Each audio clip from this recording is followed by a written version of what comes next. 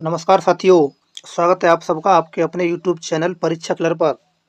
दोस्तों, जो हमारी रिवीजन श्रृंखला चल रही थी, उसी कड़ी में मैं आप लोगों के लिए अगला जो पार्ट है वो लेकर हाजिर हूँ और वो है हमारा प्राचीन भारत के इतिहास में हमने कुछ पार्ट हमने कर लिए हैं और वो अगला पार्ट है टॉप 50 क्वेश्चन है। उसमें प्रीवियस ईयर के सारे क्वेश्चन मैं ला रहा हूँ।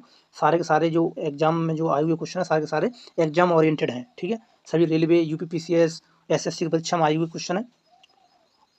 और दोस्तों, जिन लोगों का भी पीटी का एग्ज़ाम लगा हुआ है, यूपीएससी का एग्ज़ाम लगा हुआ है और ग्रुप डी के रेलवे के जितने भी सारे एग्ज़ाम लगे हुए हैं, सारे के सारे लोग चैनल से जुड़ जाइए। यहाँ तक मैं आपको बता रहा हूँ यूपी पीसीएस के जो भी लोग हैं ना, वो भी जुड़ जाइए, क्योंकि सारा का सारा कंटेंट में पीसीएस वगैरह से सारे क्वेश्चन रिपीटेड है और रिपीटेड क्वेश्चनों को आप इग्नोर नहीं कर सकते। प्रीवियस ईयर क्वेश्चन जो है ना, उनको आप इग्नोर नहीं कर सकते। ये आपने देख लिया होगा आरओ की परीक्षा में सारा का सारा पेपर कैसा आया, पीवाईक्यू से आया, ठीक है। इसलिए मैं आपसे कहता हूँ कि इन क्वेश्चनों को कहीं मत छोड़ो, हमेशा परीक्षा से पहले रट लो।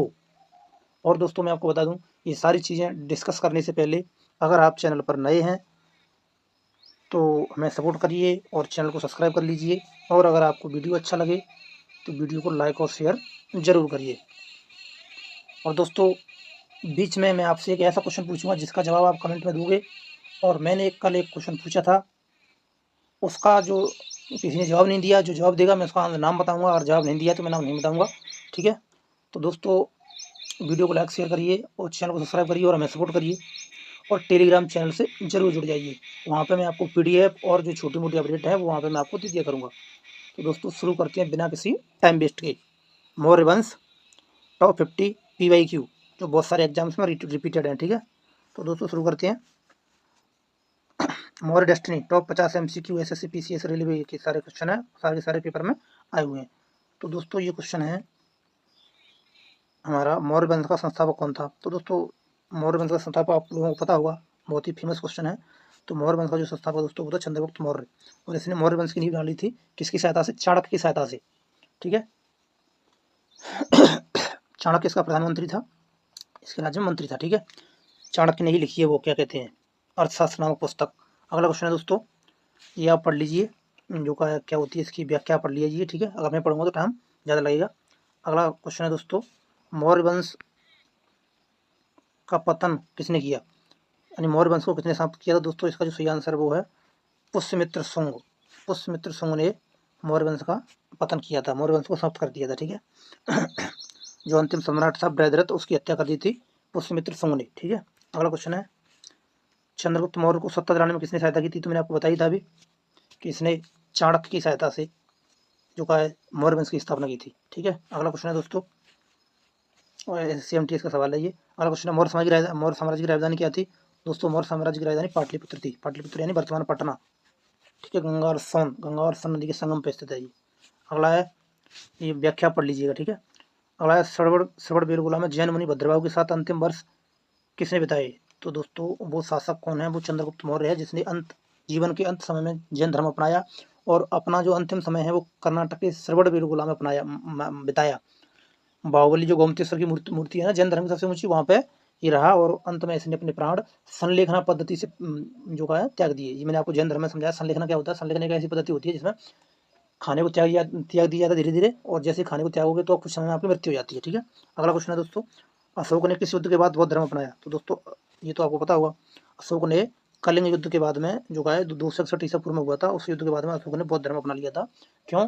कि इसने युद्ध इतना भीषण था कि इसने देखा कि बहुत सारे लोग मारे गए, घर बेघर हो गए, तो इसने इसके अंदर दया भाव आया और इसने बौद्ध धर्म अपना लिया। तब से इसने युद्ध ना करने की कसम खाई, और युद्ध ना करने की कसम से ही जो का है आगे भविष्य में जाके क्या हुआ कि मौर्य साम्राज्य का पतन हो गया।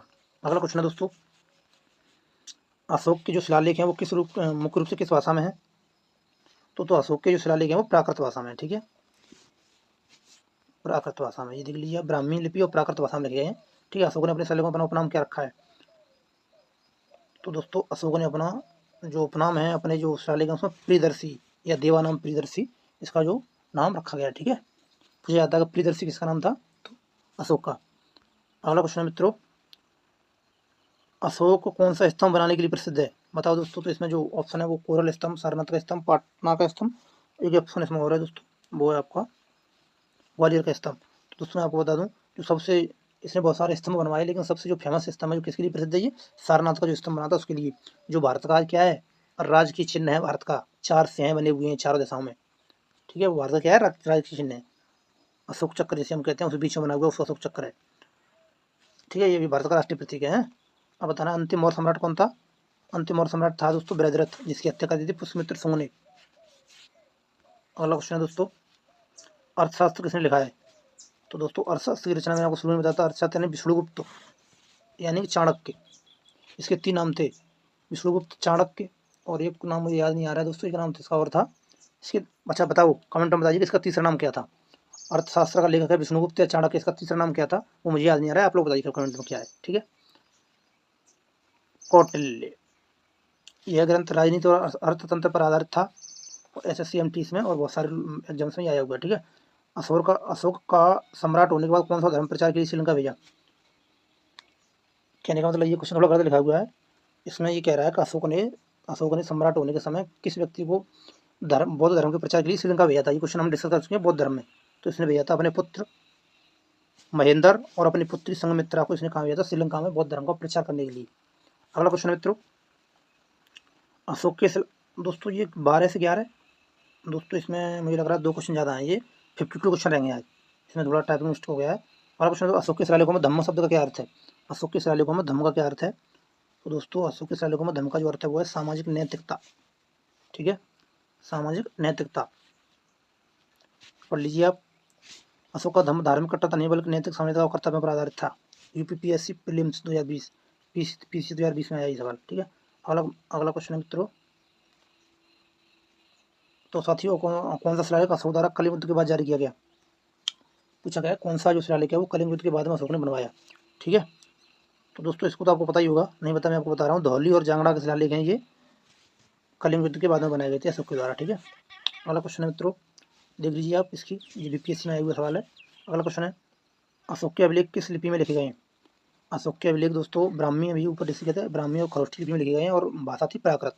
ये लिपि की बात हो रही है, तो ब्राह्मी और खरोष्ठी लिपि, ठीक है।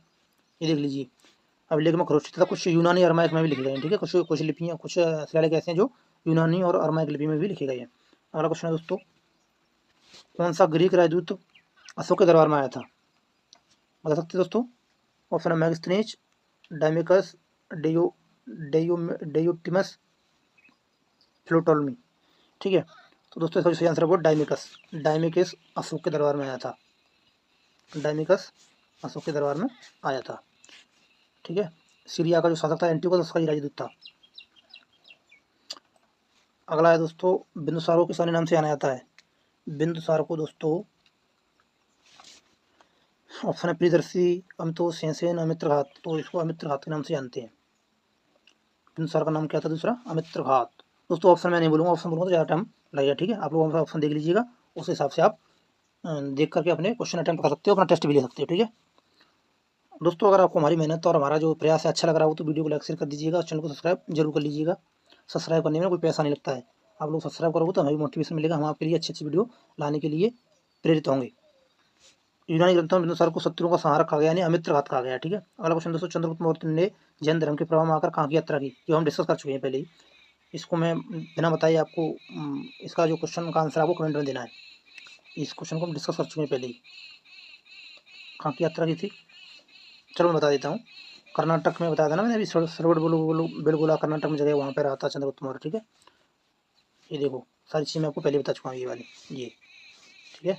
ये व्याख्या पढ़ रहे हैं ना, ये व्याख्या मैं आपको बता चुका हूँ पहले ही, ये सारी चीज़ें मैं आपको पहले ही बता चुका हूँ, ठीक है। अगला क्वेश्चन मित्रों, मेगस्थनी की पुस्तक इंडिका में किसका वर्णन है। तो दोस्तों इंडिका में मौर्य समाज के प्रशासन का वर्णन और समाज का वर्णन, ठीक है। ये पढ़ लीजिए आप लोग, इंडिका की किसी पुस्तक थी, मेगस्थनी की। अगला क्वेश्चन है, अशोक किस धर्म का अनुयायी था। तो दोस्तों अशोक ने अंत समय बौद्ध धर्म अपना लिया था, युद्ध ना करने की कसम खाई थी कलिंग युद्ध के बाद में। अगला जो मित्र क्वेश्चन है दोस्तों, तो देखिए साथियों, ये रहा, अशोक के किस शिलालेख में कलिंग युद्ध का वर्णन मिलता है। ये फेमस क्वेश्चन है, खूब पेपर में आता है और अभी भी आता है, ठीक है। कलिंग युद्ध का वर्णन किस शिलालेख में मिलता है, तो 13वें शिलालेख में मिलता है, ठीक है।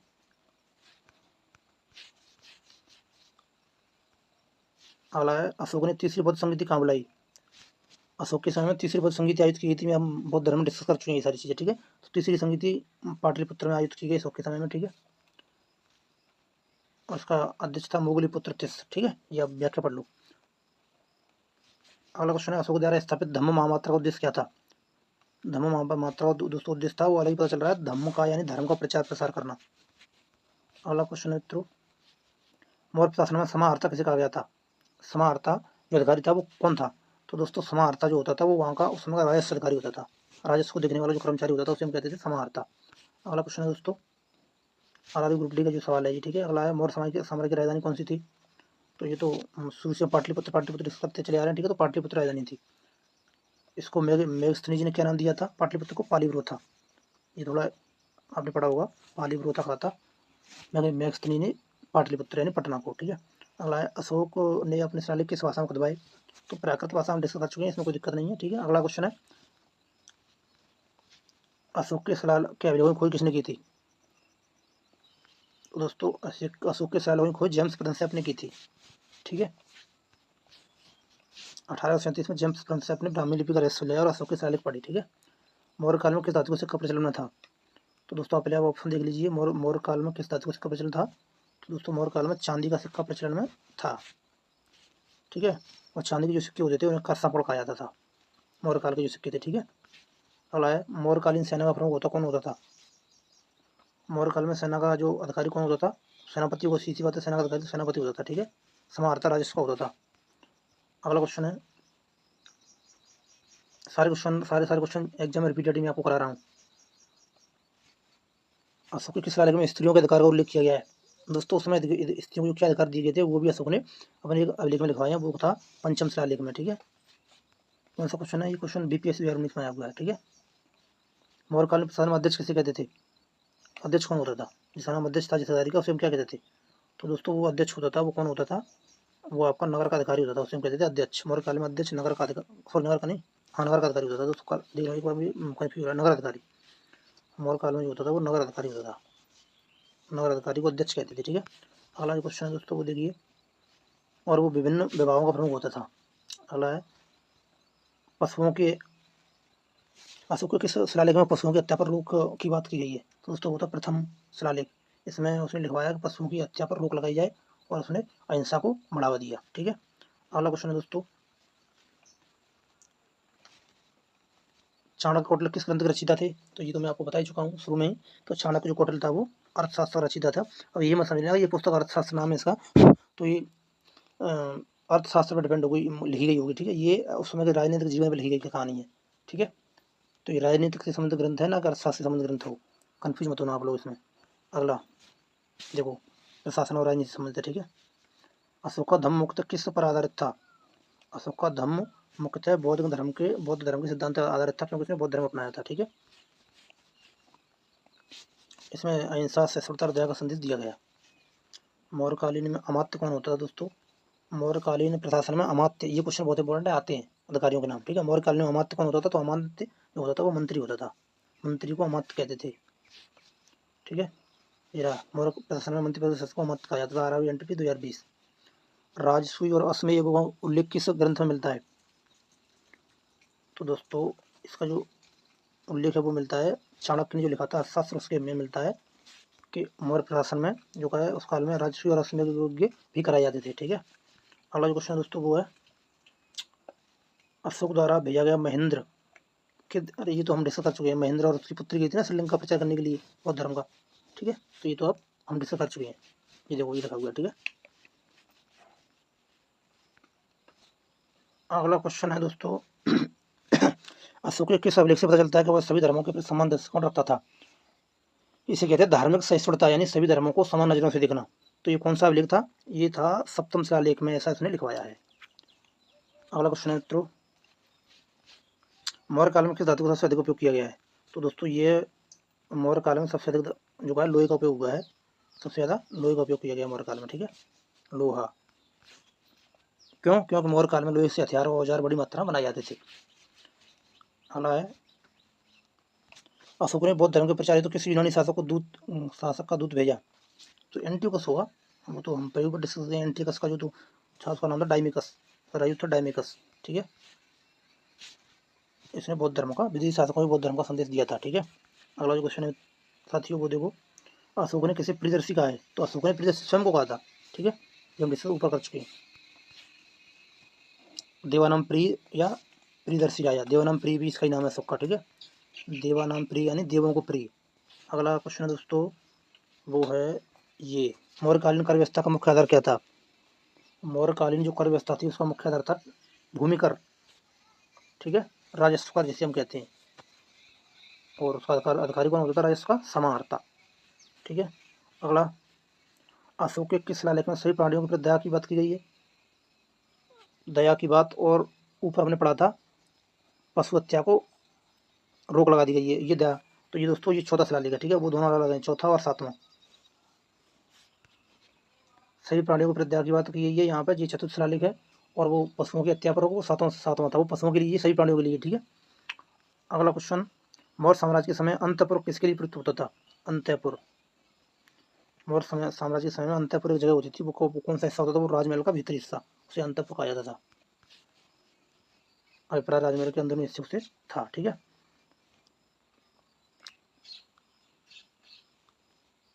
मौर्यकालीन प्रशासन में नगराध्यक्ष का कार्य क्या था? नगराध्यक्ष का कार्य था नगर प्रशासन देखना। नगराध्यक्ष नगर का प्रशासन दिखेगा, ये देखो, नगराध्यक्ष नगर की व्यवस्था, व्यापार और सफाई का प्रभारी होता था। NTP 2019। अगला क्वेश्चन है मित्रों, अशोक किस लिपि का सबसे अधिक उपयोग करता था? अशोक तो ब्राह्मी लिपि का जो यूज करता था सबसे ज़्यादा, फिर उसके बाद खरोष्टी, सबसे पहले सबसे ज़्यादा यूज हुआ है ब्राह्मी का, फिर हुआ खरोष्टी का, उसके बाद अरमाइक लिपि का भी प्रयोग कहीं कहीं हुआ है। ठीक है, अगला, अशोक किस संप्रदाय के व्यक्तियों से विशेष रूप से प्रभावित था? यहाँ पे संप्रदाय की बात हो गई। बौद्ध धर्म में दो संप्रदाय थे, हीनयान महायान, तो उसमें संप्रदाय की बात हो रही है। तो हीनयान जो शाखा थी उसके भिक्षुओं से ज़्यादा प्रभावित था अशोक। ठीक है, हीनयान शाखा से अशोक हीनयान स्तर विवाद संप्रदाय से प्रभावित था। ये अच्छा क्वेश्चन है। अशोक के समय श्रीलंका के राजा का नाम क्या था जिसने बौद्ध धर्म स्वीकार किया? तो दोस्तों इसका नाम था देवानाम प्रियतिस। देवानाम प्रियतिस श्रीलंका का राजा था जिसने बौद्ध धर्म स्वीकार किया था। मौर्य काल में अध्यक्ष का कार्य किसी संबंधित नहीं था? क्वेश्चन में आपको सावधानी से पढ़ना पेपर में, नहीं पे आपको बहुत और देना अगर लिखा हुआ है तो उसका काम धर्म से संबंधित नहीं था। धर्म से संबंधित किसका काम नहीं था?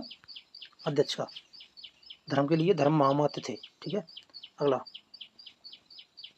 अशोक के किस शिलालेख में अपने प्रजाजनों को संतान कहा गया है? कौन सा शिलालेख था जिसने अपनी प्रजा को संतान माना है? इसने वही चौथा शिलालेख है जिसमें से प्रजा को संतान भी माना है और सभी प्राणियों को फिर दया भाव रखना, ये भी इसमें लिखा गया है। अशोक ने अपनी प्रजा को अपने पुत्र पुत्रियों के समान माना।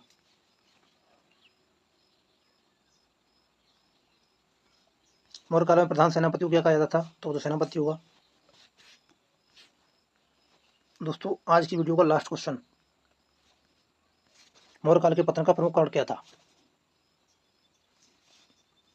तो दोस्तों इसका जो जवाब है वो आप कमेंट में दोगे मुझे, मैं नहीं बताऊंगा इसका आंसर, आप कमेंट में आंसर दोगे और जो सही आंसर देगा उसका मैं कल की वीडियो में नाम बताऊंगा। ठीक है, तो दोस्तों उम्मीद करता हूँ आपको ये हमारा प्रयास अच्छा लगा होगा। अगर आपको हमारा प्रयास अच्छा लग रहा है तो वीडियो को लाइक शेयर करते रहिएगा, कमेंट और हमें कमेंट करके बताइए कि आपको कैसा लग रहा है, हमें फीडबैक दीजिए, अगर कोई कमी है तो हम उसे दूर करेंगे। और दोस्तों चैनल से जुड़े आइए, आपके लिए बहुत ही लाभकारी होने वाला है, मैं ऐसे कंटेंट आपके लिए लाऊंगा। आप बस चैनल को सब्सक्राइब करिए। आप लोग वीडियो तो बहुत देखते हो लेकिन सब्सक्राइब नहीं करते हो। वीडियो तो लोगों के पास जा रहा है लेकिन लोग सब्सक्राइब नहीं कर रहे हैं। ठीक है, तो आप सब्सक्राइब करिए, आपसे विनती है, सब्सक्राइब करने का कोई पैसा नहीं लगता है, जिससे हमें भी मोटिवेशन मिलेगा और आपके लिए अच्छा अच्छा कंटेंट लाने के लिए हमें प्रेरणा मिलेगी। तो दोस्तों उम्मीद करते हैं आपको वीडियो अच्छा लगा होगा।